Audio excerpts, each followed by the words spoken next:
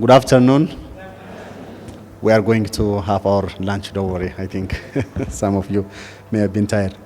Honorable government representatives from the different Sub-Saharan Africa countries, delegates from the different partners, donors, CSOs, and the different agencies who are here with us today on this important conference, youth and adolescent representatives, the renowned scientists, professors, researchers, people from academia, and also people from CSOs and the private entities, Professor Yamane and the other leadership who are here with us today.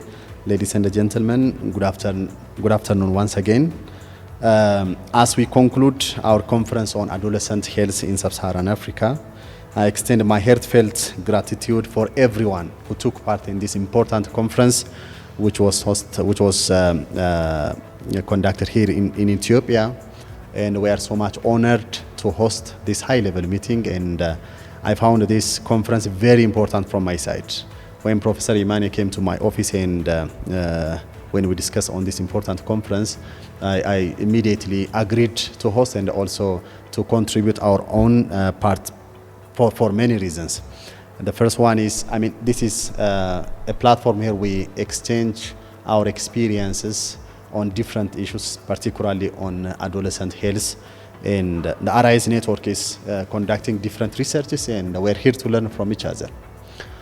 As this is a form of South-to-South collaboration, I fully believe that we can get enough experience in this continent. What worked very well in one country may be a lesson or experience for other countries, and I think we need to continue going forward to learn from each other, and this very important experience, and we would like to take forward and to do similar conferences going forward every year.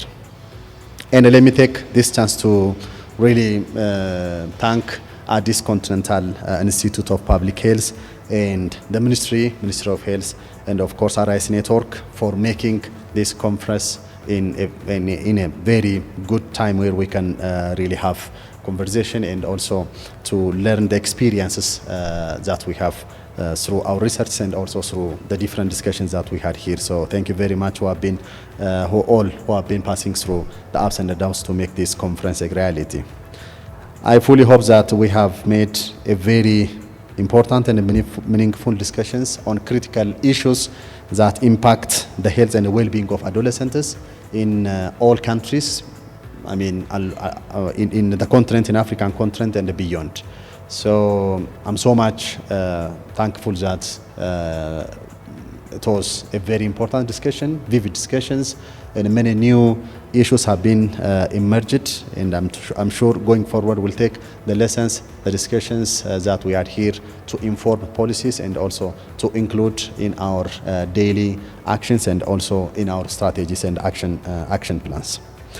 Having said this one, as the participant of this conference came from different stakeholders, I fully believe that the contribution that was made on this conference will continue to show in the different strategies and policies that we have as a member countries of Africa, and also it will continue to impact globally the adolescent health, not only at continental level but also at global level. And I found this type of collaboration should be strengthened to inform decisions for policymakers at different levels, especially at national level. And this conference is quite very important for us to deal adolescent-related matters, not only the health part, but also many other social and economic part of the adolescent needs. Having said this, the research findings of RIS Network are very important. They are really interesting. I've seen some of them. And I think we need to really translate those findings into practical actions. Going forward, I think some of the findings we already know, but some of the findings are quite very new, and we need to consider them to include in our action plans, in our strategies, and also in our policies. Recently, I think before 2 months, the government of Ethiopia has endorsed the 4th health policy.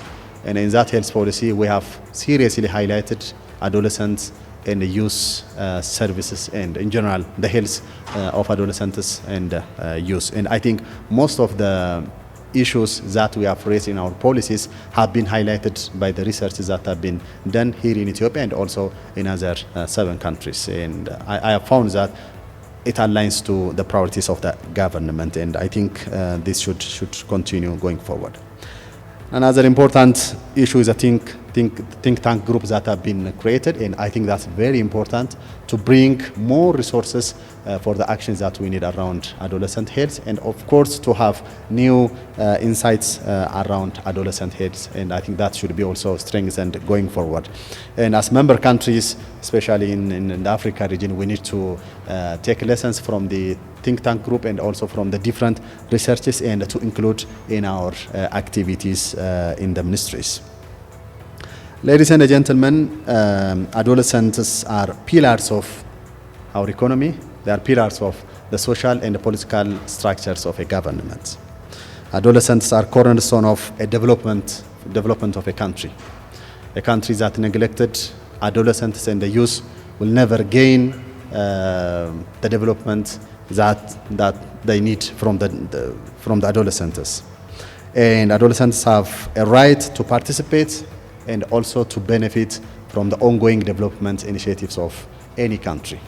So when we say leaving no one behind in terms of achieving SDG by 2030, adolescents and the youth should be the pillars and the priorities of every initiative. And I think that must be underscored while intervening adolescents at different levels. Actually, adolescent intervention must be multi-sectoral in nature. It's not only the health sector or specific sectors that should intervene in terms of addressing the needs of our adolescents and the youth. So other sectors, for example, in the case of Ethiopia, Ministry of Women and Social Affairs and the other sectors, including youth and the sports sector, should be engaging in this important endeavor. And of course, the Planning Ministry, Ministry of Finance, and the higher leadership, including House of People's Representatives and also the Prime Minister Office, the President Office, should make adolescent issue one of the priority issue, because adolescents are the future of a country. So our future has been invested upon the hands of the youth and the adolescents. And I mean, we should never, we have to continue to prioritize and to strategically respond to the needs of the adolescents in all areas. I mean, it's not only the health issues and social issues, but also in terms of addressing their economic needs, political needs. These adolescents should be top on the priority of the government. Just to mention some of the research findings that really struck me and that aligns with the health sector, I will just mention few of them. And one of the issues is the knowledge of adolescents in terms of STI, including HIV, sexual and reproductive health, is quite very important. We have been designing RH strategy, and also we have worked on adolescent strategy over the last many years, and we have used some data, and that data that we have used previously align with the ARISE researches that have been already conducted and that have been displayed here. And I think even in the case of Ethiopia, the knowledge on STI, HIV, and other SRH activities is going down. Actually, there are some areas where we have seen marked improvement, but in general, the knowledge around this important disease entities is declining, and I think this is very important for us. That's why our adolescents are practicing unprotected sex in many countries, and it's the same for Ethiopia. So I think addressing this knowledge part is quite very important. And we usually use the formal media. I mean, it's beyond that one. We have to use community structures that we have at the ground. For example, in the case of Ethiopia, we have strong community health structure, which we call Women Development Army, and adolescents are now being part of, adolescent and youth are part of that structure. So I think we need to address these adolescents not only by media or in urban setting alone. You know, for Ethiopia, 1 in 4 of Ethiopians are adolescents between 10 and 19. So they are found in rural areas, most of them. So we have to address at community level. So we need to have a platform at community level where the adolescents, their voice could be listened at community level. And of course, we need to really advocate for adolescent needs through the media, through religious institutions and the other institutions we have in CSOs, in private and also at government level. And it's very important to address the knowledge part, and we have to advocate for that one. Another important issue that I've seen in the research is the risk factors that the adolescents are having. For example, consumption of substance or substance abuse in general is a serious matter this time. And of course, consumption of alcohol is increasing in many countries. And consumption of, we have some, maybe you have been discussing like chats in Ethiopia is one of the substances that we are now embarking on. And of course, tobacco is also another serious threat. I think we need to seriously act on these risk factors, as they are really risk factors for many non-communicable diseases and many other problems that adolescents are having. So basically, for example, for the case of Ethiopia, we are seriously working on tobacco, and it is one of the lowest actually in the continent, but we need to seriously act even further in urban areas. For example, in big hotels and restaurants, we are seriously working on that one. And of course, in facilities, government facilities, and in many facilities, we are having smoke-free or tobacco-free areas. And I think we need to continue that one even at community level. And it is the same. It's true for other substances, including alcohol and other substances. I think this is very important, and that also includes unprotected sex as one of the risk factors for many STI and many other diseases that we diagnose and treat in adolescents. And the other important issue that I've seen in the research and what we need to seriously take forward is the nutritional status of adolescents. And we always say that the nutritional program usually stops at 6 years. You know, we focus on the first 1,000 days, and then we continue for the rest 5 years. But usually after 5 years, we don't have a strong nutritional program. And then we start again during pregnancy and lactating for lactating women. And I think it's very important to consider nutritional issues related with adolescents and the youth. As you know, based on the researches that I've seen and based on the data we have nationally, stunting rate is very high in Ethiopia and also in many other African countries. Right now we have more than 7 million children having stunting. And the case for underweight and also the other wasting is also very serious. And we have, maybe you have been discussing in Ethiopia, we have some initiatives like the Sekota Declaration, which has become now a big initiative for Africa, and also it has become now a global initiative to minimize stunting, and we are working seriously on that one. And we have also many strategies around nutrition, and I think we seriously need to take that forward. Adolescents need to be seriously seen, especially in terms of having a strong program around nutrition. So especially the education part, and we have different taboos and norms around feeding habit in Africa, so, you know, so we have to also work on that one. And one important thing is I always promote local production of nutrition supplements. It could be a supplement or treatment for severe acute malnutrition. We need to have local commodities for that one. I'm sure in the afternoon you will see the local production exhibition that we have launched for the first time. Our Prime Minister have launched before a few days, and it's very good, and it's a good opportunity for you to see what Ethiopia is doing in terms of having a locally produced medicines, locally produced medical equipments, and the different medical supplies. I think we need commodities in Africa, in member countries, so that we can sustainably support our health system. I always say that mosquitoes are here in Africa, but we are bringing the drugs from somewhere where there is no mosquito. And sometimes we send patients and blood sample for different researches to somewhere where malaria is not completely an issue. I think we need to strengthen our capacity locally to produce those ones. So to address the needs of adolescents, we need to really capacitate our local production of the different medical supplies and equipment and even vaccines. You know what happened during COVID-19? There was a serious problem in accessing vaccines for COVID-19, and then we need to really learn from our failures and That's what we are working on, and that also includes adolescent health. And I think these are some of the areas where the network could further work on.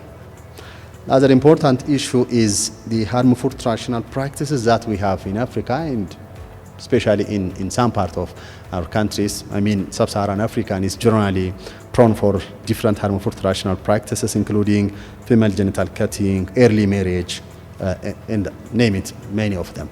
And that's also rampant in Ethiopia. Actually, in pastoralist areas and remote areas, we have serious problem on this one. And we usually say that it is related with the religion, it's based with the taboos, cultures, and so on. I think we have to break these nonsense, harmful traditional practices. They need more advocacy. We have to involve traditional clan leaders and also religious leaders, and the government at all levels should be committed to do that one. Even in the government, I mean, especially the local government have to have, they have to act on this important matter.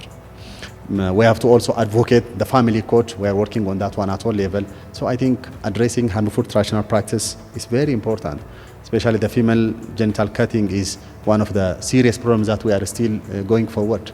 And now we are working with other sectors, especially with Ministry of Women and Social Affairs, to have districts which are free of harmful traditional practices. We cannot act at the same time in the whole country. We have to start from some districts, and then we have to scale that experience, and we have to aim to have zero harmful traditional practices, including violence, including stereotyping and the different gender-related matters. And then we have to scale up our intervention to a national level and then to continental level. And there are some promising experience that we have in Ethiopia, and of course in many other member countries, especially the 7 countries who are here. And I think we have to also share experiences among each other, what is working, what needs to be improved going forward. Other important issue is the mental health and the psychosocial support needs for our adolescents. As Ethiopia, especially the last 5 years, were very challenging for us. As most of you have been hearing from the different media, we have been passing through different conflicts in northern part of Ethiopia. And also, I mean, the economic problem is everywhere in Africa. That will also be having a serious impact on our adolescents. And the droughts, the COVID-19 itself, and this all affects the mental setup of our adolescents. And I think they need to be seriously addressed, and we're working on that one. The suicide rates and ideation is one of the highest when we compare globally. And we have to seriously act on this matter. And unfortunately, mental and psychosocial support has never been prioritized as a program. We have been saying NECD, but the mental part is always lagging behind. So I think as a member countries, we have many agreements at WHO. So we need to practically make those resolutions to practically work on the ground. So this part of adolescent challenge needs a serious problem, a serious action. I mean, it should start from the prevention and then promotion of healthy behaviors, and we need to also have strong rehabilitation services. Especially, we need to have dedicated hospitals that deals with substance abuse and also the other substance uses and related problems. And our adolescents, and especially the youth, should get treatment in a very nearby facilities. For example, in the case of Ethiopia, we just have only not more than 3 facilities, government and private, that give comprehensive rehabilitation services for substance use and related issues. So I think this should be further strengthened, and I think the network, the RIS network, may focus on what needs to be done going forward to save our adolescents from being exposed to those problems, and then also to give services. Equally important is the rising NCDs, non-communicable diseases. I think this is a fact now in many African countries. Previously, our problem was just communicable diseases, as you know, but now we are seeing communicable diseases, non-communicable diseases, and traumas. That's why we always say we are in a triple burden. And based on the recent study, for example, from Ethiopia, more than 52% of diseases in Ethiopia is because of NCDs and injuries combined together. You can see it's really one of the big challenges. And recently we had one survey that indicated more than 80% of inpatient treatments are because of non-communicable diseases, especially in hospitals. So I think we need to fine-tune our approach, and we need to have change in our strategies and policies, how we can really address NCDs in adolescents. And based on the studies that we have, and based on the different surveys we have, including obesity, overweight, adolescents are being predisposed to those type of challenges. And as you know, the lifestyle is being changing, and also exercise is not usually being done. So people are using transportation, so adolescents and the youth are predisposed to these NCDs, and they need an action. And for example, the government of Ethiopia, we are promoting healthy lifestyles. We are trying to prevent those problems, including cancers. And we are also doing screening in all health facilities for NCDs that aim, especially the youth one. And also, as you can see later, we are also trying to have a development plan, road development plan, where people exercise and people walk and also use cycles. And some of the roads that have been being under renovation are because of these important issues. So we need to have lanes that people use for cycling and also for walking, and I think you will get some chance later to visit those important progresses. And I mean, these development initiatives should always take adolescent and youth health as one of the priority areas to be addressed, and that's why we are doing those important renovations. And finally, I think the response to adolescent needs have to be always customized based on the country's needs, and even beyond country needs. I mean, we need to see the difference between urban and agrarian areas, and between pastoralist areas and agrarian areas, between women and the men. There are always differences based on the different inequality parameters that we have. So we need to really try to tailor our interventions based on the problems that we see in countries. And actually, one important thing is, I think we need to further strengthen our school health program. I'm sure different countries have their own version of school health. We also have our own version, but I think most of the time we see that school health is not that much effective. And we always say that students are our ambassadors, and whenever we address health issues of our students, they will be a champion to bring change in their household and also in the community. So addressing many issues, especially in school health, will address the needs of our adolescents. So I think these are important areas to be considered going forward. Specifically for adolescent and youth health, Ethiopia has prioritized, and we have a department that is working on adolescents and the youth. And we have 5-year adolescent and youth strategy that has taken all the issues that we have been discussing the last 2 days as an input. And one important thing that you may learn from Ethiopia, I don't know the experience of other countries, is we have youth-friendly services. They could be standalone or integrated one in more than 50% of our health facilities. You know, we have more than 400 health centers and hospitals.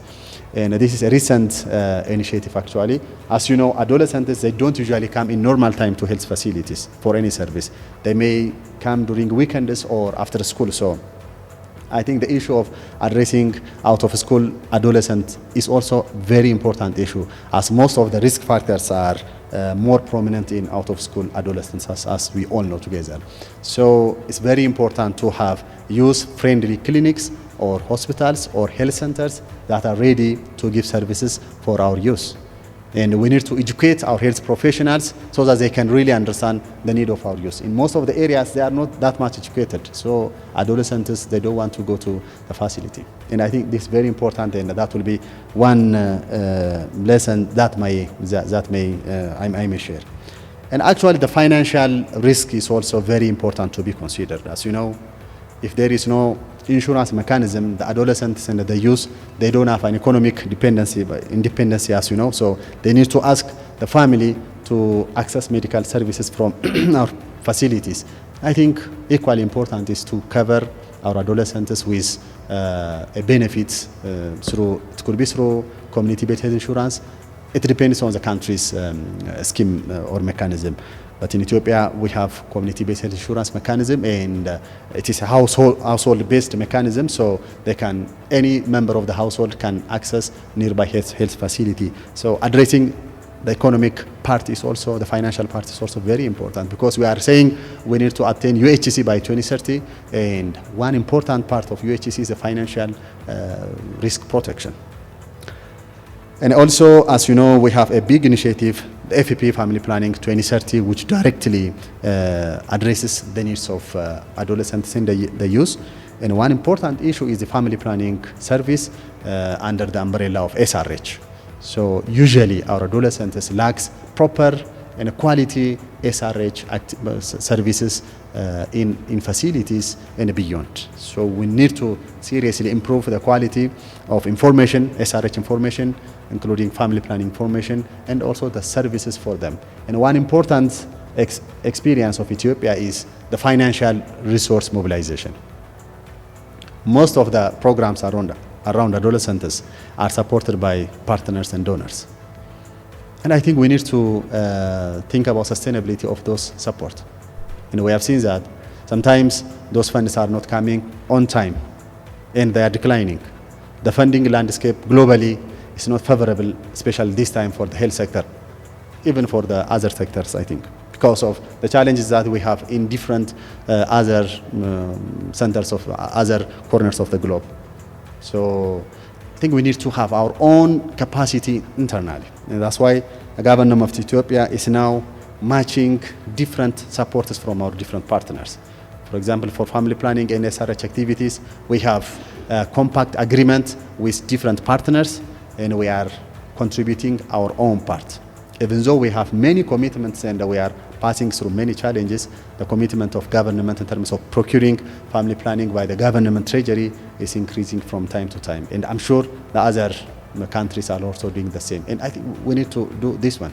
We shouldn't always look for different partners to cover this basic and essential services and essential medicines for our adolescents and the youth. And that is one progress that we have, and I think we have to continue to deliver on those issues. So, just in conclusion, I'm so much honored to host this important conference that will put one important value to adolescent health in the continent.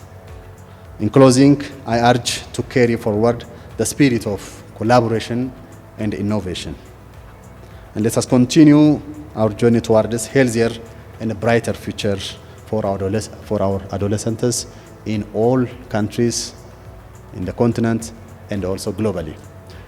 And I fully hope that you have a good stay the last 2 days. I think some of you came even before 2 days. I hope you had a very good stay here in this hotel and also in the city. So I'm sure in the afternoon you will get some time to see what's going on in your city, in Addis Ababa, as Addis Ababa is hosting the AU and also many international organizations. You can see what's being changed. We are trying to have a very modern and a clean city that could also improve the health of our adolescents and the youth and everyone living in this city. And you can also have a good visit to the exhibitions that we are producing. And fortunately, today is the last day, and our Deputy Prime Minister is giving the closing, and maybe you can also join that part of the event. And thank you very much, and we are honored to have you here in Addis in Ethiopia, and have a safe travel and a safe journey. And get time to discuss and to connect to each other, and also to share your experiences. Thank you very much.